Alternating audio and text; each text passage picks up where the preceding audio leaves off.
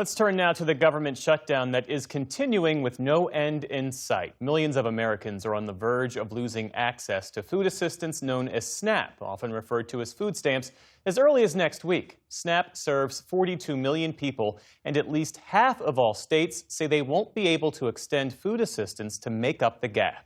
Many food aid groups feel the government is legally obligated to provide funding to SNAP. But in a notice on its website, the U.S. Department of Agriculture blamed Senate Democrats and said, quote, "Bottom line, the well has run dry." At this time, there will be no benefits issued November 1st. Joining me now is Sharon Parrott. She's president of the Center on Budget and Policy Priorities. That's a left-leaning think tank that's focused on these issues. Sharon, thanks for joining us. So as Jeff just mentioned, 42 million Americans who rely on these benefits. What do we know about who will be impacted, how they'll be impacted, and when, if this runs out November 1st? Yeah, thanks so much.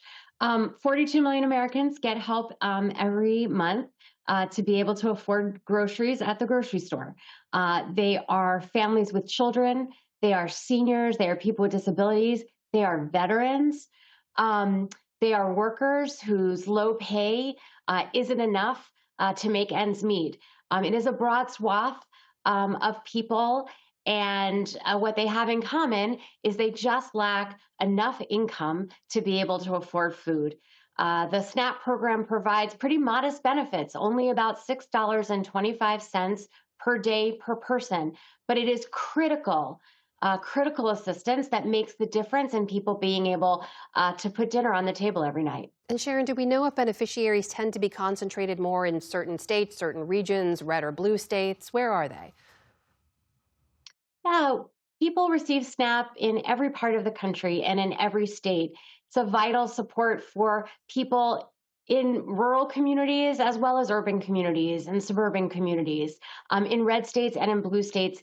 And people use SNAP often for temporary periods. Somebody loses a job and they use it to tide them over.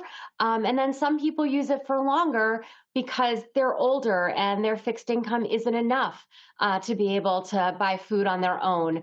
Or people in low paid jobs who just don't earn enough by it themselves to be able to afford food. And so SNAP supplements their income and allows their families to go to the grocery store and buy the food their families need. We do know that the SNAP program has money in contingency reserves that aren't being tapped right now. We've seen attorneys general and governors from 25 Democratic-led states who are now suing, trying to force the federal government to use those funds to fund the SNAP program during the shutdown. Here is what Agriculture Secretary Brooke Rollins said earlier about the use of those funds. Take a listen. There's not just pots of $9.2 billion sitting around. And what's particularly rich about New York saying that, or California, or any of these other blue states that have filed the lawsuit that say, oh, no, we're going to go, you guys, USDA, go find the money, is it's their very friends, partners, colleagues, Democrat elected officials that continue to vote over and over again to keep the government closed. So, Sharon, the Trump administration has argued both that there's not enough contingency funds to fill the gap that would be left, also that they legally can't access those funds to cover regular benefits. What's your response to that? Are they right on both fronts? The Trump administration posted on September 30th a shutdown plan for USDA, for the U.S. Department of Agriculture that runs the SNAP program. In that shutdown plan, they said that they would use contingency reserves if there was a lapse in funding. That is the same interpretation that past administrations have always put forward when a shutdown was possible or when there weren't going to be enough funds in the SNAP program. These are funds that Congress has already appropriated that are sitting in USDA's accounts for the purposes of SNAP benefits when funding is inadequate. It is already in the SNAP account. And so it is quite something to be sitting on billions of dollars that could be used for food assistance for people who need help, and to refuse to release it when their own shutdown plan, which has now been removed from their website, by the way, said that these funds would be available for benefits after October. October benefits had already been funded, and that the contingency funds would be available after that. Now, it is certainly the case that contingency funds are not enough to provide people with full benefits.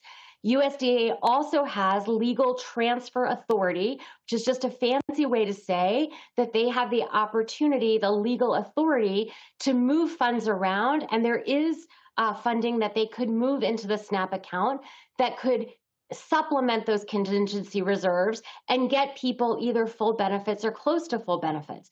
But even if they only use the contingency reserves, they would at least be able to get people benefits of roughly half their regular benefits.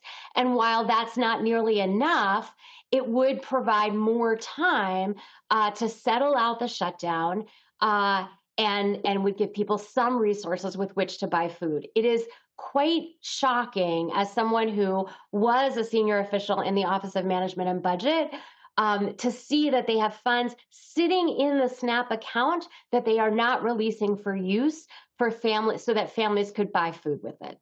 Sharon, I've got about a minute or so left, but I have to ask you, as we mentioned in the introduction, some states are acting. They're releasing their own emergency funds where they can to try to fill that gap. Louisiana among them, saying they'll continue to pay benefits using state funds only until November 4th. New York pledging to release some $30 million in state funds.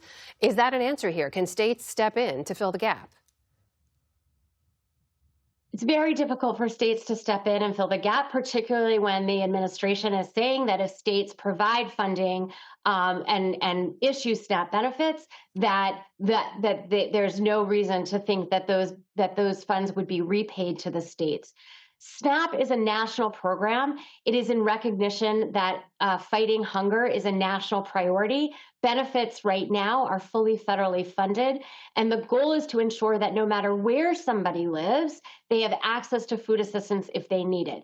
The administration needs to use the resources they have available to get help to people who need it in this time before the government reopens. That is Sharon Parrott from the Center on Budget and Policy Priorities. Sharon, thank you for your time. We appreciate it. Thank you. And we have extended an invitation to the Trump administration and to the USDA to comment on the shutdown impact on food stamps. We hope to have that conversation in the future.